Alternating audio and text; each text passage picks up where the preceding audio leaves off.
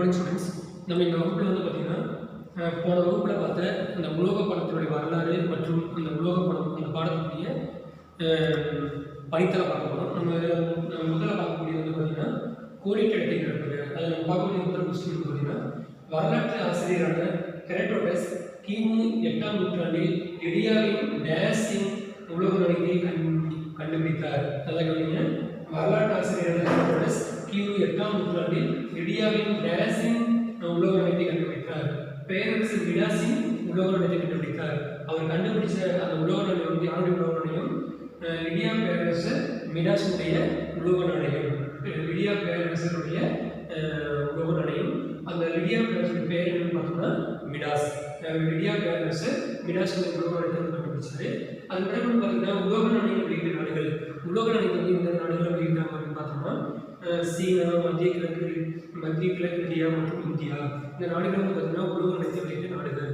அதாவது உலோக நாணயத்தை வந்து யார் யாரெல்லாம் வெளியிட்டாங்க அப்படின்னு பார்க்கும்போது சீனா, மத்திய கிழக்கு இந்தியா போன்ற நாடுகள் பண்ணியிருக்காங்க உலோக நாணயத்தை வந்து வெளியிட்டிருக்காங்க. மீண்டும் ஒரு முறை அப்படின்னா வரலாற்று ஆசிரியர் ஹெரோடோட்டஸ். இது வந்து பார்த்தீங்கன்னா கிரேக்க வரலாற்று ஆசிரியர். இவர் வந்து நம்ம வந்து வரலாற்றின் தந்தை என்று நம்ம அழைக்கிறோம். அந்த வரலாற்றின் தந்தை அழைக்கக்கூடிய அந்த வரலாற்று ஆசிரியரோட ஹெரோடோட்டஸ் கிமு 8ஆம் நூற்றாண்டில் லிடியாவின் டேஸ் உலோக நாணயத்தை கண்டுபிடித்தார். யாருடைய உலோக நாணயத்தை வந்து கிமு 8ஆம் நூற்றாண்டில் வந்து ஹெரோடோட்டஸ் கண்டுபிடிச்சார் அப்படின்னு பார்த்தோம்னா பேரரசர் மிடாஸ். அப்படி பேரரசர் பேர் என்னன்னு பார்க்கும்போது பேரரசர் மிடாஸ். சரி, அடுத்து நம்ம இரண்டாவது கொஸ்டின் என்ன? உலோக நாணயங்கள் வெளியிட்ட நாடுகள். உலோக நாணயத்தை வந்து எந்த நாடுகள்லாம் வெளியிட்டிருக்காங்க அப்படின்னு பார்த்தோம்னா சீனா, மத்திய கிழக்கு இந்தியா மற்றும் இந்தியா போன்ற நாடுகள் வந்து உலோக நாணயத்தை வெளியிட்ட நாடுகளாக நம்ம கருதுகிறோம். அடுத்து வந்து பார்த்தீங்கன்னா மூன்றாவது கொஸ்டின் என்னன்னா இந்தியாவில் கிமு 6ஆம் நூற்றாண்டில் மகாஜனபதங்கள் ஆட்சியில் வெளியிடப்பட்ட நாணயங்கள். அதாவது நம்ம இந்தியாவில் கிமு 6ஆம் நூற்றாண்டில் மகாஜனபத ஆட்சி காலத்தில் வெளியிடப்பட்ட நாணயங்கள் என்ன அப்படின்னு பார்க்கும்போது முதல்ல வந்து பூர்ணாஸ் என்ற நாணயம், அடுத்து கர்சபடம், அடுத்து வந்து பனாஸ். இதெல்லாம் வந்து பார்த்தீங்கன்னா நம்ம மகாஜனபத ஆட்சி காலத்தில் வந்து பார்த்தீங்கன்னா நம்ம இந்தியாவில் வெளியிடப்பட்ட நாணயங்கள். மீண்டும் ஒரு முறை படிங்க.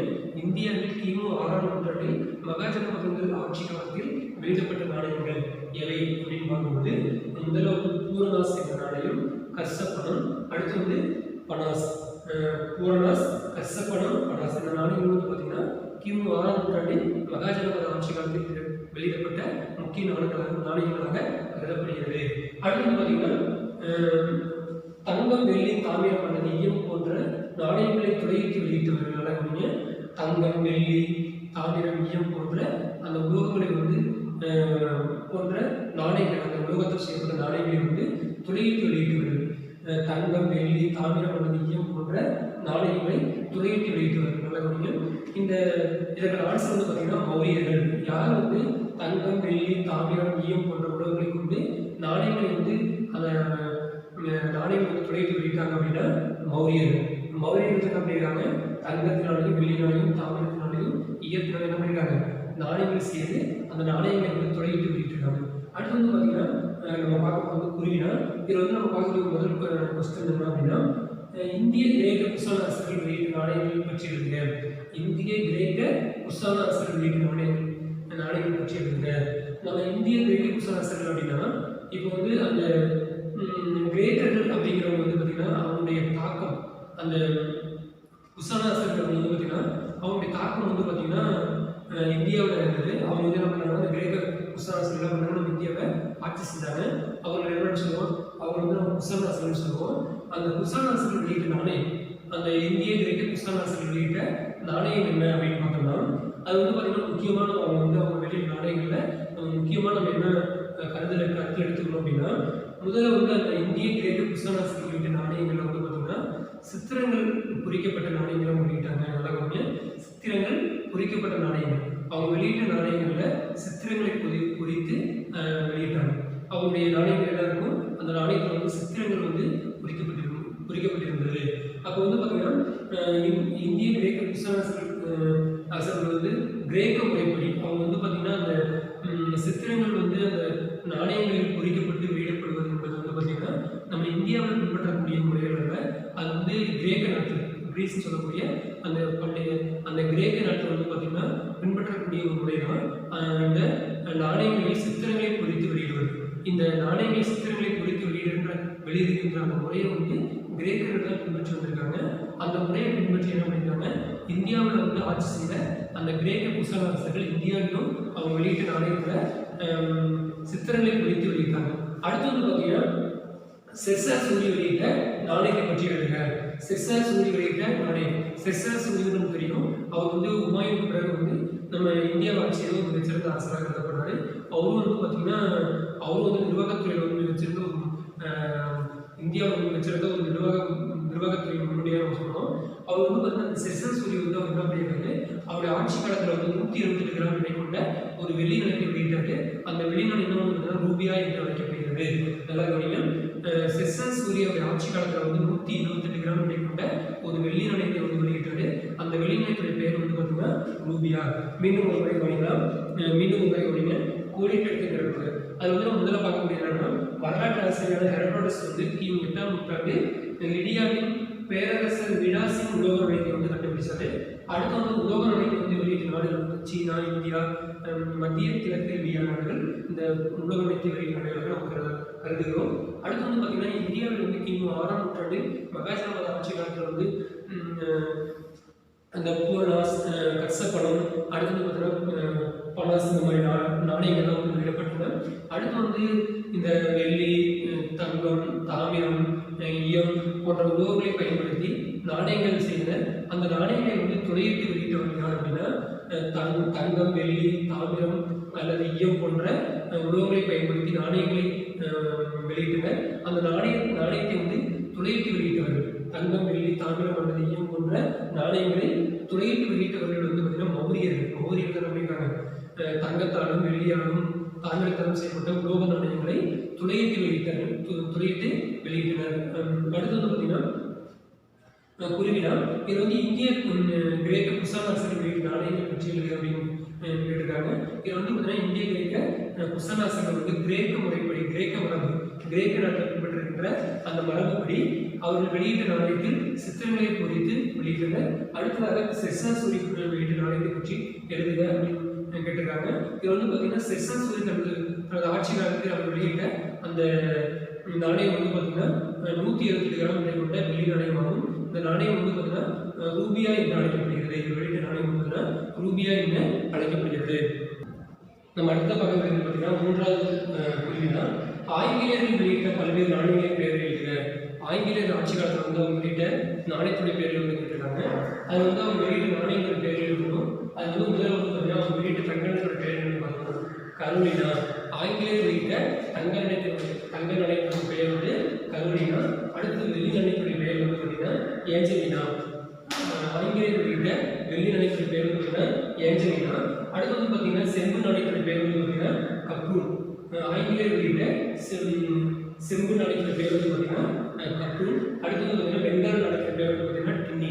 வெங்கல நாணயத்துடைய பெயர் வந்து பார்த்தீங்கன்னா டின்னி. நல்லா ஆங்கிலேயர்கள் வெளியிட்ட பல்வேறு நாணயங்களின் பெயர்கள் எழுதுக. ஆங்கிலேயோட ஆட்சி காலத்தில் அவர் வெளியிட்ட பல்வேறு விதமான நாணயங்கள் பெயர்கள் வந்து குறிப்பிட்டிருக்காங்க. அது என்னன்னு பார்த்தோம்னா இப்போ வந்து முதல்ல வந்து பார்த்தீங்கன்னா முதல்ல வந்து அவர் ஆங்கிலேயர் வெளியிட்ட தங்க நாணயம். ஆங்கிலேயர் வெளியிட்ட தங்க நாணயத்தின் பெயர் வந்து பார்த்தீங்கன்னா கரோலினா. அடுத்து வந்து அவர் வெளியிட்ட வெள்ளி நாணயத்தின் பெயர் வந்து பார்த்தீங்கன்னா ஏஞ்சலினா. அடுத்து வந்து பார்த்தீங்கன்னா செம்பு நாணயம். ஆங்கிலேயர் வெளியிட்ட செம்பு நாணயத்தின் பெயர் வந்து பார்த்தீங்கன்னா கப்ரூன். அடுத்ததாக வந்து பார்த்தீங்கன்னா ஆங்கிலேயர் வெளியிட்ட வெங்கல நாணயத்தின் பேர் வந்து பார்த்தீங்கன்னா டின்னி. இதுதான் வந்து பார்த்தீங்கன்னா ஆங்கிலேயர் வெளியிட்ட பல்வேறு நாணயத்தினுடைய பேர்களாக நம்ம கருதுகிறோம். அடுத்து வந்து பார்த்தீங்கன்னா டெல்லியினுடைய துருக்கி சுல்தான்கள் வெளியிட்ட நாணயங்களை பற்றி எழுதுக. டெல்லியினுடைய துருக்கி சுல்தான்கள் வெளியிட்ட நாணயங்களை பற்றி நம்ம எழுதுக. அந்த நாணயத்தை பற்றி நம்ம தெரிவிக்கணும். அதில் என்ன அப்படின்னா கிபி 12ஆம் நூற்றாண்டில் டெல்லியில் ஆட்சி செய்த அந்த துருக்கிய சுல்தான்கள் தாங்கள் வெளியிட்ட நாணயங்களில் அதற்கு முன்பு இருந்த அந்த இந்திய அரசர்களுடைய உருவங்களை நீக்கிவிட்டு இஸ்லாமிய எழுத்துக்களை குறித்து வெளியிட்டனர். இதுதான் வந்து பார்த்தீங்கன்னா டெல்லி சுல்தான்கள், அந்த டெல்லியினுடைய துருக்கி சுல்தானுடைய நாணயங்களை பற்றி நம்ம தெரிஞ்சுக்கொள்கிறது. என்ன நல்ல மீண்டும் முறையுடைய டெல்லியினுடைய துருக்கிய சுல்தான்கள் வெளியிட்ட நாணயங்களை பற்றி எழுதுக கேட்டிருக்காங்க. அதற்கு நான் பதில் என்னன்னு பார்த்தோம்னா கிபி 12ஆம் நூற்றாண்டில் அந்த டெல்லியினுடைய துருக்கிய சுல்தான்கள் தங்கள் நாணயங்கள் அவர்கள் வெளியிட்ட நாணயங்களில் தங்கள் நாணயங்களில் இந்திய அரசர்களின் உருவத்தை நீக்கி அவர்கள் வெளியிட்ட நாணயங்களில் இந்திய அரசர்களுடைய உருவத்தை நீக்கி இஸ்லாமிய எழுத்துக்களை பொறித்து வெளியிட்டனர். கிபி 12ஆம் நூற்றாண்டில் டெல்லி சுல்தான்கள் தங்கள் நாணயங்களில் இந்திய அரசர்களின் உருவத்தை நீக்கி இஸ்லாமிய எழுத்துக்களை பொறித்து வெளியிட்டனர் அப்படிங்கிறது தான் எனக்கான செயல்பாடுகள். அடுத்து நம்ம பார்க்கக்கூடிய சரியான தவறான குறிப்பிடுகள்.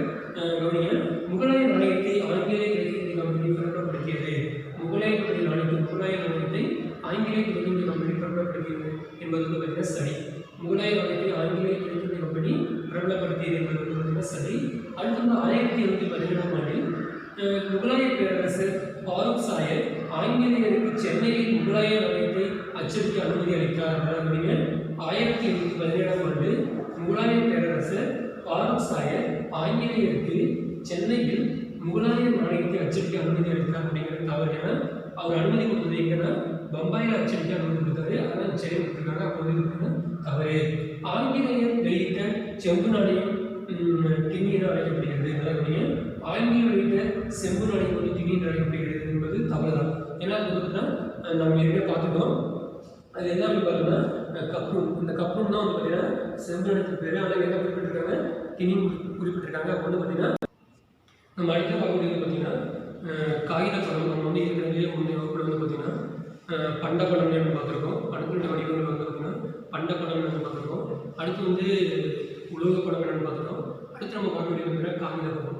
இந்த காகித பணம் அப்படிங்கிறது வந்து பார்த்தீங்கன்னா உருவாவதற்கான காரணம் என்ன அப்படிங்கிறத வந்து நம்ம பார்க்கணும். நம்ம ஏற்கனவே வந்து பண்ட பணத்தை பற்றி பார்த்தோம். பண்ட பணம் அப்படிங்கிறது பண்ட பணத்தை சேமிப்பது என்பது மிகவும் கடினமான காரியமாகும். அப்போ வந்து பார்த்திங்கன்னா அந்த ஏன்னா இப்போ வந்து நம்ம அந்த பண்டங்களை சேமிப்பது என்பது மிகவும் கடினமான ஒன்று. இப்போ வந்து நம்மளுக்கு கோதுமையோ அரிசியோ அல்லது வந்து பார்த்திங்கன்னா உப்போ இந்த மாதிரி வந்து நம்மளுடைய தானியங்கள்லாம் வந்து பார்த்திங்கன்னா சேமித்து வைப்பது, அது வந்து கெடாமல் சேமித்து வைப்பது என்பது நமக்கு மிகவும் கடினமான ஒன்றாக இருக்கிறது. அதனால் வந்து பார்த்திங்கன்னா அந்த செல்வங்களை நம்மளால் சேமிக்க முடியாது. ஆனால் வந்து பார்த்திங்கன்னா அதன் பிறகு வந்து பார்த்திங்கன்னா அந்த பண்ட பணம் பிறகு வந்து உலோக பணமாக மாறியது. அந்த தங்கம், வெள்ளி, செம்பு, ஈயம் போன்ற உலோகங்களை பயன்படுத்தி நாணயங்கள் உருவாக்கப்பட்டது. அந்த நாணயங்கள் வந்து உலோக பணமாக பயன்படுத்தப்பட்டது. இந்த உலோக பணத்துக்கு பிறகு வந்து அடுத்த காலகட்டம் தான் வந்து பார்த்திங்கன்னா காகித பணம். இந்த காகித பணம் உருவாவதற்கு வேறொரு காரணம் இருக்கிறது. அது என்னன்னா, இப்போ வந்து நம்முடைய அந்த உலோக பணத்தை பயன்படுத்தும் காலத்தில் வந்து பார்த்திங்கன்னா நம்முடைய செல்வங்கள் இப்போ வந்து தங்கமாக இருக்கலாம், வெள்ளியாக இருக்கலாம், இந்த மாதிரி செல்வங்களை வந்து சேமிப்பது அப்படின்னா மிகவும் ஒரு ஆபத்தான ஒரு காரியமாக அது கருதப்பட்டது.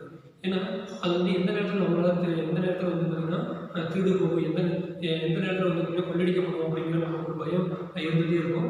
ஆனால் வந்து பார்த்திங்கன்னா அந்த தங்கம், வெள்ளி இவற்றெல்லாம் சேமிப்பது என்பது வந்து பார்த்திங்கன்னா அதை பாதுகாப்பது என்பது நமக்கு ஒரு கடினமான காரியமாக இருந்தது. அதனால் வந்து பார்த்திங்கன்னா அவற்றை எடுத்து செல்வது மிகவும் கடினமான காரியமாக இருந்தது. ஏன்னா இப்போ வந்து தங்கம், வெள்ளி இவற்றெல்லாம் வந்து பார்த்திங்கன்னா மிக ஒரு அதிக அளவுள்ள உலோகங்களை வந்து எடுத்து செல்வது வந்து மிகவும் கடினமான காரியமாக இருந்தது. ஆனால் அதன் பிறகு வந்து பார்த்திங்கன்னா இந்த காகித பண வளர்ச்சிகள் வந்து ஏற்படுச்சு. இந்த காகித பண வளர்ச்சிக்கு காரணம் என்ன அப்படின்னு பார்த்தோம்னா, முதல்ல வந்து நம்முடைய நாணயத்துக்கு வந்து நம்ம நாணயங்கள் செய்கிறோம், அதே மாதிரி வந்து பார்த்திங்கன்னா ஆபரணங்கள் செய்கிறோம். அப்போ அந்த சமயத்தில் வந்து பார்த்திங்கன்னா என்ன பண்ணுறாங்க, ஒரு சில அந்த உரிமையாளர்கள் என்ன பண்ணுறாங்க, தங்கத்தை கொண்டு போய் பொற்கொள்ளர்கிட்ட ஒப்படைக்கிறாங்க. அந்த பொற்கொள்ளர்கிட்ட ஒப்படைக்கிற அந்த தங்கத்தை வந்து என்ன பண்ணுறாங்க, பொற்கொள்ளர்கள் வந்து ரசீது கொடுத்தாங்க. அந்த ரசீது தான் வந்து பார்த்திங்கன்னா பிற்காலத்தில் வந்து பணமாக உருவாவதற்கு ஒரு வாய்ப்பாக இருந்தது. அதுதான் வந்து பார்த்திங்கன்னா ஒரு பணம் உருவாவதற்கு ஒரு அடிப்படையாக இருந்தது. ஏன்னா அந்த ரசீதை வந்து பார்த்திங்கன்னா ஒரு பணங்கிறது இந்த மாதிரி தான் உருவாக்கப்படணும், அது உருவாகணும், ஏன்னா அது ஒரு தேவை வந்து வேணும் அப்படிங்கிற ஒரு தேவை வந்து ஏற்படுச்சு. அப்போ வந்து பார்த்திங்கன்னா பணம் உருவாவதற்கு, காகித பணம் உருவாவதற்கு என்ன அடிப்படை காரணமாக நம்ம பார்க்கணும் அப்படின்னா, பொற்கொள்ளர்கள் தங்கள் சேமித்து வைத்த அந்த தங்கத்திற்கு வந்து ரசீதுகள் வழங்கினாங்க. அதன் பிறகுதான் வந்து பார்த்திங்கன்னா அந்த பணம் அப்படின்ற அந்த ஒரு உருவாகணும் அப்படின்ற அந்த பணம் என்பது இந்த ரசீதி போன்று பணம் உருவாக்கப்பட வேண்டும் என்ற எண்ணம் வந்து மக்கள் மனதில் உருவானுச்சு. அதன் பிறகு வந்து பார்த்திங்கன்னா இந்த காகித பணத்தை பற்றி பார்க்கும்போது நம்ம இந்த காகித பணத்தை வந்து நம்ம அச்சடிக்கின்ற உரிமை வந்து பார்த்திங்கன்னா நமது மத்திய ரிசர்வ் வங்கி, நம்ம இந்திய ரிசர்வ் வங்கின்னு சொல்லுவோம். இந்திய ரிசர்வ் வங்கி அது வந்து பார்த்திங்கன்னா நம்ம ரிசர்வ் பேங்க் ஆஃப் இந்தியா அப்படின்னு சொல்லி ஆங்கிலத்தில் குறிப்பிடுவோம். இந்த ரிசர்வ் பேங்க் ஆஃப் இந்தியா தான் வந்து பார்த்திங்கன்னா நமது நாணயம் பணத்தை வந்து அச்சடிக்கின்ற உரிமையை பெற்றுள்ளாங்க. அவங்களுக்கு தான் அந்த உரிமை இருக்குது. நாணயத்தை வந்து அவங்க தான் அச்சடிப்பாங்க. அது மாதிரி பணத்தையும் வந்து அச்சடிக்கிற உரிமை வந்து இந்த இந்திய ரிசர்வ் வங்கிக்கு தான் இருக்குது. இது வந்து பார்த்திங்கன்னா இந்திய ரிசர்வ் வங்கி வந்து பார்த்திங்கன்னா 1935ஆம் ஆண்டு ஏற்படுத்தப்பட்டது. இந்திய ரிசர்வ் வங்கி வந்து பார்த்திங்கன்னா 1935ஆம் ஆண்டு ஏற்படுத்தப்பட்டது. இதனுடைய நோக்கம் என்ன அப்படின்னு பார்க்கும்பொழுது இது வந்து பார்த்திங்கன்னா பண மதிப்பை வந்து என்ன பண்ணுவது, பணத்தை வந்து அச்சடிப்பது, ரூபாய் நோட்டுகளை வந்து அச்சடிப்பது, அதை அடுத்ததாக வந்து அதை கட்டுப்படுத்துவது, எவ்வளோ பணம் வந்து புழக்கத்தில் இருக்கணும் அப்படிங்கிறதுக்காக அதை வந்து கட்டுப்படுத்துவது, அதை ஒழுங்குபடுத்துவது, அந்த அச்சடித்த பணத்தை வந்து வெளியிட்டு அதை வந்து ஒரு முறையான அளவில் வந்து பார்த்திங்கன்னா வெளியிட்டு அது வந்து நாடு முழுவதும் ஒரு முறையான ஒரு அந்த ஒரு வரைமுறையை வந்து பின்பற்றி அந்த ஒரு குழப்பமற்ற ஒரு சூழலை வந்து உருவாக்குவது யாருன்னா இந்த இந்திய ரிசர்வ் வங்கி. இந்த இந்திய ரிசர்வ் வங்கி தான் நமது பணத்தை வந்து அச்சடிக்கின்ற உரிமையை வந்து பெற்றுள்ளாங்க. இது வந்து 1935ஆம் ஆண்டு இந்திய ரிசர்வ் வங்கியானது உருவாக்கப்பட்டது. இது வந்து பணத்தை அச்சடிப்பது, அதை ஒழுங்குபடுத்துவது, கட்டுப்படுத்துவது ஆகிய பணிகளை வந்து மேற்கொள்கிறது.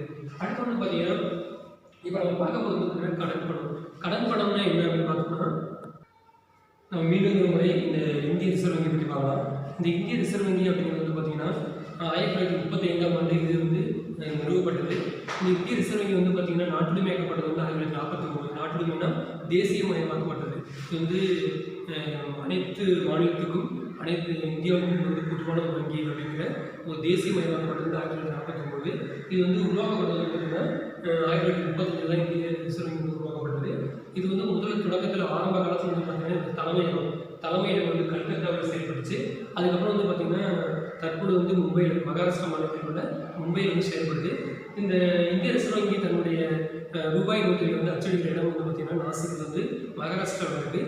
நாசிக்கின் இடத்துல என்ன பண்ணுறாங்க, ரூபாய் நோட்டுகளை வந்து அச்சடிக்கிறாங்க. அதுக்கப்புறம் பார்த்திங்கன்னா இப்போ நம்ம பார்க்கக்கூடியது பார்த்திங்கன்னா கடன் பணமெல்லாம் கம்மியாக இந்த இந்திய ரிசர்வ் வங்கி வந்து பார்த்திங்கன்னா உருவாக்கப்பட்ட ஆண்டு வந்து 1935. தற்பொழுது தலைமையகம் வந்து பார்த்திங்கன்னா மகாராஷ்டிரா மாநிலத்தில் உள்ள மும்பையில் அமைந்துள்ளது. இதனுடைய இயக்குனர், இதனுடைய கவர்னர் யார் அப்படின்னு பார்த்தோம்னா சக்தி காந்ததாஸ். அவருடைய பேர் என்னன்னா சக்தி காந்ததாஸ். அவர் தான் கவர்னர்.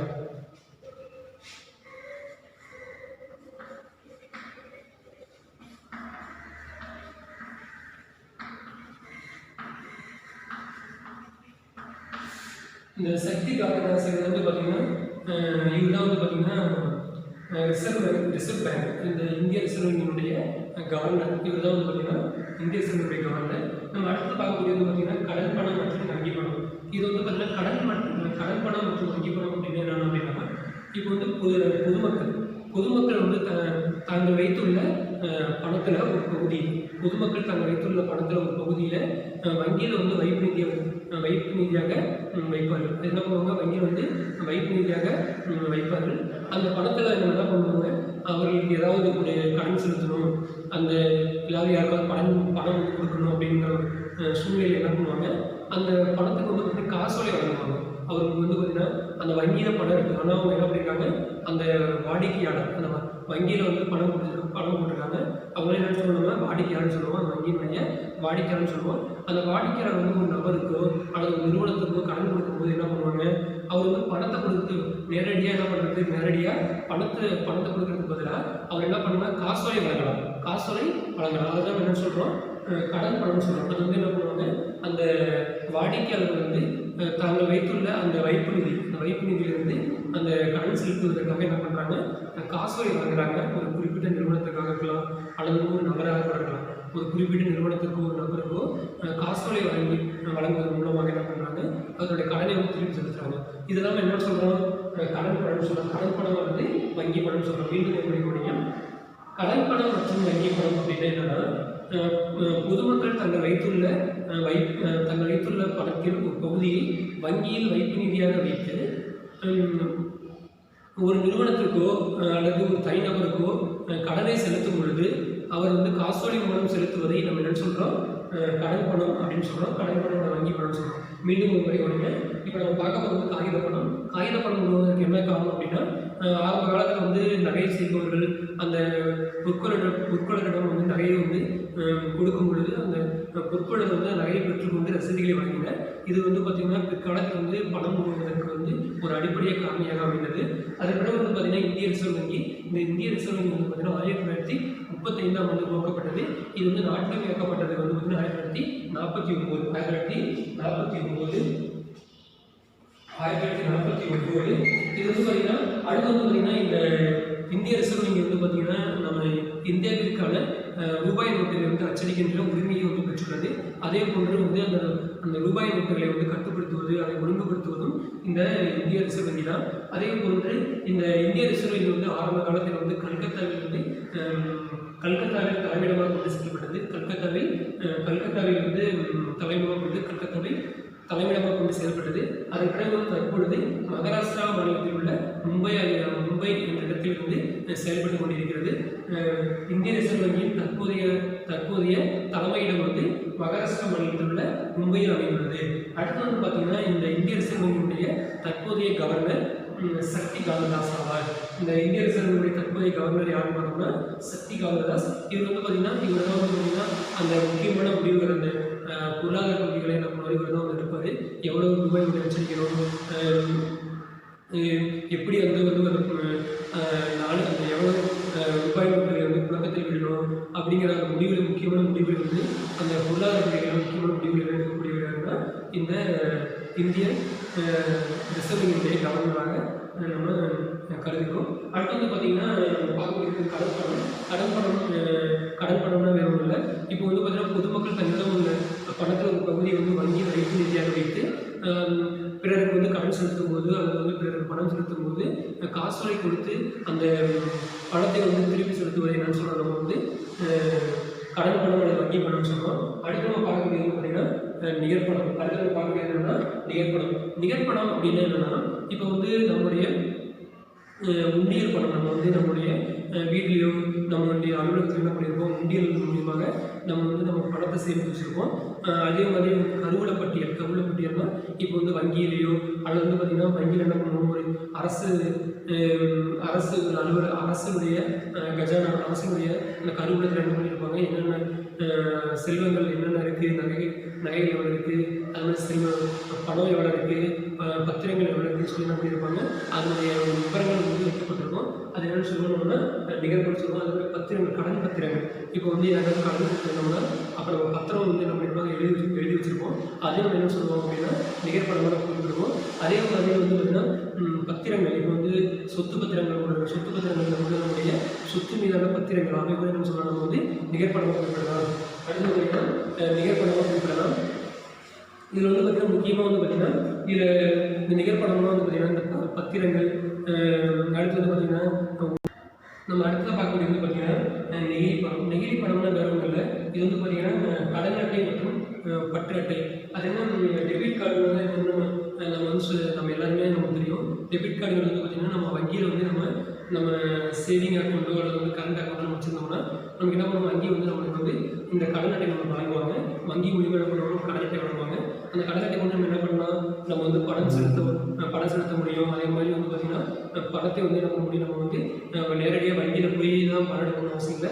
நம்ம ஏடிஎம் மூலியமாக என்ன பண்ணிக்கலாம், பணம் எடுத்துக்கலாம். அது மாதிரி வந்து நம்ம பணம் ஒரு பொருள் வாங்கும் பொழுதோ அல்லது வந்து நம்முடைய பர்ச்சேஸ் ஏதாவது ஒரு பொருளை நம்ம வந்து வாங்கும் பொழுதோ அல்லது வந்து நம்ம பயணம் செய்யும் பொழுதோ, இப்போ வந்து பார்த்திங்கன்னா ஒரு வெளிநாடு பயணம் செய்கிறோம், அப்போ வந்து பார்த்திங்கன்னா ஒரு கடைகளில் நம்ம வந்து பணம் செலுத்துகிறோம். அந்த மாதிரி ஒரு சூழ்நிலை என்ன பண்ணலாம், நம்ம வந்து பார்த்திங்கன்னா இந்த பற்று அட்டை இந்த மாதிரி என்ன பண்ணுறோம், இதை வந்து பயன்படுத்தி என்ன பண்ணிக்கிறோம், நம்ம வந்து நம்முடைய அந்த செலவு தொகையை நம்ம செலுத்துகிறோம். இது வந்து பார்த்திங்கன்னா இது அந்த கடன் அட்டை பற்று அட்டையெல்லாம் நம்ம யார் கொடுக்குறது அப்படின்னா நம்ம எந்த வங்கியில் வந்து நம்ம வாடிக்கையாளர் இருக்கோமோ அந்த வங்கி என்ன பண்ணுவோம், நம்மளுக்கு வந்து இந்த கடன் அட்டை மற்றும் பற்று அட்டை வந்து கொடுப்பாங்க.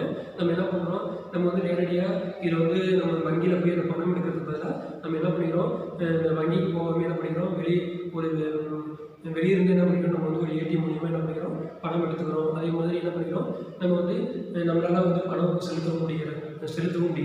அதுக்கப்புறம் வந்து பார்த்திங்கன்னா மின்னணு பணம் அப்படிங்கிறது என்னென்னா, மின்னணு பணம் வந்து பார்த்திங்கன்னா வங்கியில் வந்து பார்த்திங்கன்னா ஒரு அந்த மின்னணு தொழில்நுட்பம், மின்னணு தொழில்நுட்பம் வந்து பார்த்தீங்கன்னா அந்த அந்த எப்படின்னு பார்த்தீங்கன்னா இந்த மின்னணு பணம் அப்படிங்கிறது பார்த்தீங்கன்னா ஒரு வங்கியில் உள்ள கணிப்பொறி அமைப்புகள், இந்த வங்கியில் வந்து கணிப்பொறி அமைப்புகள் அப்படிங்கிறது இணையதள அமைப்புகள் இருக்கும். அந்த அமைப்புகள் மூலிமா என்ன பண்ணுறாங்க, பணத்தை நம்ம வந்து செலுத்த முடியும். இப்போ வந்து ஒரு ஒரு அக்கௌண்ட்டுக்கு ஒரு நம்ம வந்து பார்த்திங்கன்னா பணத்தை வந்து ஒரு மற்றொரு நபருக்கு பணம் செலுத்துவது, அது வந்து பார்த்திங்கன்னா இப்போ வந்து ஒரு நிறுவனத்துக்கு பணம் செலுத்துவது, அது வந்து கடன் பெற்றவர்களுக்கு பணம் செலுத்துவது, கடன் வந்து யார்கிட்ட நம்ம வந்து கடன் பெற்றிருக்கோமோ அவங்களுக்கு வந்து பணம் செலுத்துவது, இந்த மாதிரி சூழ்நிலை என்ன பண்ணிக்கலாம், நம்ம வந்து நம்ம வங்கியில் உள்ள அந்த அந்த கணிப்பொறி அமைப்புகள் மூலிமா என்ன பண்ணிக்கலாம், நம்ம வந்து பணம் செலுத்த முடியும். அதாவது மின்னணு பணம் அப்படிங்கிறது என்னன்னா ஒரு வங்கியில் உள்ள அந்த கணிப்பொறி அமைப்புகள் மூலிமா என்ன பண்ணுறது, பணம் செலுத்துவது தான் என்ன சொல்கிறோம், நம்ம வந்து மின்னணு பணம் சொல்கிறோம். அடுத்து வந்து நிகழ்நிலை வங்கி அப்படின்னா என்னன்னா, இப்போ வந்து ஒரு நிகழ்நிலை வங்கிங்கிறது வந்து பார்த்திங்கன்னா வங்கிகள் என்ன பண்ணுது, ஒரு ஒரு ஒரு செயலிகள் வந்து தொடங்கியிருப்பாங்க. அவங்க அந்த வங்கிகள் மூலியமாக இப்போ வந்து இந்தியன் பேங்கு, அந்த மாதிரி கனரா பேங்க், இந்த மாதிரி ரிசர்வ் பேங்க், இந்த மாதிரி Indian Overseas bank, Canara bank, அப்புறம் வந்து பார்த்திங்கன்னா கரூர் வைசிய பேங்க், இந்த மாதிரி வந்து பார்த்திங்கன்னா பல்வேறு விதமான வங்கிகள் இருக்குது. அந்த வங்கிகள் சார்பாக என்ன பண்ணியிருப்பாங்க, ஒரு செயலிகள் வந்து தொடங்கியிருப்பாங்க. அந்த செயலிகள் மூலிமா நம்ம என்ன பண்ணலாம், பணம் செலுத்த முடியும். அப்போ வந்து பார்த்திங்கன்னா நம்மளுடைய அத்தியாவசிய தேவைகளுக்கு வந்து நம்மளுடைய கேபிள் கட்டணமாக இருக்கலாம், அது வந்து பார்த்திங்கன்னா ரீசார்ஜாக இருக்கலாம், அல்லது வந்து பார்த்திங்கன்னா வேறு ஏதாவது பில் பேமெண்ட், ஏதாவது கேஸ் புக்கிங்காக இருக்கலாம், இந்த மாதிரி நம்மளுடைய அப்படி ஏதாவது எக்ஸாமுக்கு வந்து நம்ம பார்த்திங்கன்னா பணம் கட்டுறதா இருக்கலாம். இந்த மாதிரி வந்து பார்த்திங்கன்னா பல்வேறு விதமான காரியங்கள் நம்ம என்ன பண்ணிக்கலாம், இந்த நமது கணக்கில் இருந்து என்ன பண்ணலாம், அந்த செயலி மூலிமா நம்ம என்ன பண்ணிக்கலாம், பணம் செலுத்துவதற்கு வாய்ப்பு ஏற்படுத்தப்பட்டுள்ளது. அடுத்து பார்த்தீங்கன்னா மின்வங்கி அப்படிங்கிறது என்னன்னா, இதுவும் இணையதள அந்த வசதிகள் பெற்று இணையதள வசதிகள் மூலியமாக வந்து பார்த்திங்கன்னா ஒரு அக்கௌண்ட், ஒரு கணக்கில் இருந்து இன்னொரு கணக்குக்கு வந்து பார்த்திங்கன்னா பணம் செலுத்தப்படுகிறது. அதான் மின்வங்கி அப்படிங்கிறது என்னன்னா, இப்போ வந்து ஒரு கணக்கு, இப்போ வந்து ஒரு வாடிக்கையாளர் இருக்கிறதுனால அந்த வாடிக்கையாளர் வந்து தன்னுடைய கணக்கில் இருந்து என்ன பண்ண முடியும், பிற நபருடைய கணக்கு வந்து என்ன பண்ண முடியும், இணையதளம் மூலியமாக என்ன பண்ண முடியும், அந்த கணிப்பொறி பதிலுடன் அந்த இணையதள வசதிகள் மூலமாக அந்த அந்த கணிப்பொறி அமைப்பு கொண்டு என்ன பண்ண முடியும், பிற வாடிக்கையாளருடைய கணக்கு நம்ம என்ன பண்ண முடியும், பணத்தை வந்து செலுத்த முடியும். இது என்னன்னு சொல்கிறாங்க, நம்ம வந்து மின்வங்கின்னு சொல்கிறது என்ன சொல்கிறோம், வந்து மின்வங்கி மீண்டும் முறை வந்து நம்ம பார்க்கலாம். என்ன அப்படின்னா, முதல்ல காகித பணம் பார்க்குறோம். இந்த காகித பணம் உருவாவதற்கு என்ன காரணம் அப்படின்னா, முதல்ல வந்து பொற்கொள்ளிடம் வந்து நகைகள் வந்து செய்வதற்காக வந்து தங்கம், இந்த மாதிரி வந்து தங்கம், வெள்ளி, இந்த மாதிரி வந்து உலோகங்கள் வந்து கொடுக்கப்பட்டது. குறிப்பாக வந்து பார்த்திங்கன்னா நகைகளை செய்வதற்காக பொற்கொள்ளிடம் வந்து தங்கம், வெள்ளி, இந்த மாதிரி உலோகங்கள் வந்து வழங்கப்பட்டது. இது வந்து அந்த உலோகங்களை அந்த தங்கம், வெள்ளி பெற்றுக்கொண்ட அந்த பொற்கொள்ளர்கள் அதற்கான வசதிகளை வந்து கொடுத்தாங்க. இது வந்து பிறகு வந்து பார்த்திங்கன்னா பணம் உருவாவதற்கு காரணமாக இது ஒரு அடிப்படை காரணமாக அமைந்தது. அதன் பிறகு வந்து பார்த்திங்கன்னா இந்திய ரிசர்வ் வங்கி, இந்த இந்திய ரிசர்வ் வங்கி வந்து பார்த்திங்கன்னா 1935ஆம் ஆண்டு தொடங்கப்பட்டது. இதனுடைய ஆரம்பகால தலைமையகம் வந்து கல்கத்தாவில் இருந்தது. இதனுடைய ஆரம்பகால தலைமையகம், இந்திய ரிசர்வ் வங்கியினுடைய ஆரம்பகால தலைமையகம், ஆரம்பத்தில் வந்து இதனுடைய தலைமையகம் வந்து கல்கத்தாவில் செயல்பட்டது. அதன் பிறகு வந்து பார்த்திங்கன்னா தற்போதைய இந்திய ரிசர்வ் வங்கியுடைய தற்போதைய தலைமையகம் வந்து பார்த்திங்கன்னா மகாராஷ்டிரா மாநிலத்தில் உள்ள மும்பையில் அமைந்துள்ளது. இதனுடைய இயக்குனர், இதனுடைய கவர்னர், இந்திய ரிசர்வ் வங்கியுடைய கவர்னர் யாருன்னு பார்த்தோம்னா சக்தி காந்ததாஸ். இந்திய ரிசர்வ் வங்கியுடைய கவர்னர் வந்து பார்த்திங்கன்னா சக்தி காந்ததாஸ் தான் இந்திய ரிசர்வ் வங்கியுடைய கவர்னராக. அடுத்ததாக பார்த்தீங்கன்னா இந்திய ரிசர்வ் வங்கியுடைய முக்கியமான பணி என்பது வந்து பார்த்திங்கன்னா நாணயங்களை வந்து பார்த்திங்கன்னா அச்சடிப்பது, ரூபாய் நோட்டுகளை அச்சடிப்பது, அவற்றை வந்து கட்டுப்படுத்துவது, அவற்றை ஒழுங்குபடுத்துவது ஆகிய பணிகள் வந்து மேற்கொள்கிறது. இந்த நமது ரூபாய் நோட்டுகள் வந்து பார்த்திங்கன்னா மகாராஷ்டிராவில் நாசிக் என்ற இடத்துல வந்து அச்சடிக்கப்படுது. அதன் பிறகு வந்து பார்த்திங்கன்னா கடன் பணம் மற்றும் வங்கி பணம். கடன் பணம் மற்றும் வங்கி பணம் அப்படின்னு என்னென்னா, இப்போ வந்து ஒரு மக்கள் வந்து தங்கள் வைத்துள்ள பணத்தின் ஒரு பகுதியை வங்கியில் வந்து வைப்பு நிதியாக வைத்து அந்த வைப்பு நிதியிலிருந்து பார்த்திங்கன்னா பிறருக்கு கடன் செலுத்தும் பொழுது, ஒரு நிறுவனத்திற்கோ அல்லது வந்து பார்த்திங்கன்னா ஒரு நபருக்கும் கடன் செலுத்தும் பொழுது அந்த கடனை செலுத்தும் பொழுது அந்த நேரடியாக வந்து பார்த்திங்கன்னா பணத்தை செலுத்தாமல் அதற்கு வந்து பார்த்திங்கன்னா காசோலை மூலமாக செலுத்துவது.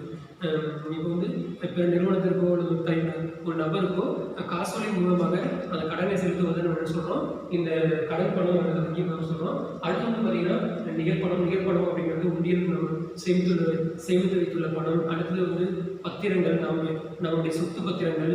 அடுத்து வந்து கடன் பத்திரங்கள், நம்ம வந்து ஒரு நிறுவனத்துக்கோ அல்லது வந்து ஒரு நபருக்கோ வழங்கி கடனுக்கான பத்திரங்கள், இவையெல்லாம் வந்து நிகழ்பணம் சொல்லுவோம். அடுத்து நெகிழிப்பணம் அப்படிங்கிறது கடன் அட்டை, பற்று அட்டை, கிரெடிட் கார்டு. இப்போ வந்து பார்த்திங்கன்னா நம்ம வந்து வங்கியில் வந்து வாடிக்கையாளர் இருக்கும் பொழுது நம்மளுக்கு வந்து இந்த வங்கி வந்து நம்ம கிரெடிட் கார்டு, இந்த டெபிட் கார்டு கொடுப்பாங்க. அந்த நம்ம என்ன சொல்லுவோம், கடன் அட்டை, பற்று அட்டைன்னு சொல்கிறோம். அந்த வங்கி மூலிமா நம்ம என்ன பண்ணுறோம், இந்த கடன் அட்டை, பற்று அட்டைகள்லாம் பெறுகிறோம். இதனால் வந்து பார்த்திங்கன்னா நம்ம என்ன பண்ண முடியும், இது வந்து பண பரிவர்த்தனை வந்து பார்த்திங்கன்னா எளிதாக்குகிறது. நம்ம வந்து பணம் செலுத்துவதுக்கு பதிலாக என்ன பண்ணுறோம், நம்ம வந்து அந்த கார்டு கொடுத்து நம்ம என்ன பண்ணிக்கிறோம், அந்த பணத்தை வந்து நம்ம அந்த பொருளை நம்ம வந்து வாங்குவதோ அல்லது வந்து பார்த்திங்கன்னா ஒரு நம்ம தேவைகளை பூர்த்தி செய்யவும் முடிகிறது. அப்போ வந்து பார்த்திங்கன்னா இந்த கடன் அட்டை, பற்று அட்டையும் நம்ம வந்து பணம் செலுத்துவதற்கு பதிலாக நம்ம வந்து ஒரு பொருளை எளிதில் பெறுவதற்கு நமக்கு மிகவும் உறுதுணையாக உள்ளது.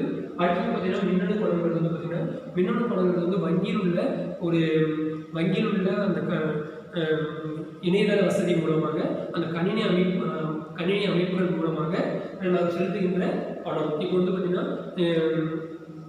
இப்போ வங்கிகள் இருக்குது. அந்த வங்கிகள் வந்து கணினி அமைப்புகள் அமைக்கப்பட்டிருக்கும். அந்த கணினி அமைப்புகள் மூலிமா என்ன பண்ணுறோம், பிற நிறுவனங்களுக்கு, பிற நபர்களுக்கு என்ன பண்ண நம்மளால் பணத்தை வந்து செலுத்த முடியும். அதுக்கப்புறம் வந்து நிகழ்நிலை வங்கி அப்படிங்கிறது பார்த்தீங்கன்னா அதே மாதிரி தான்.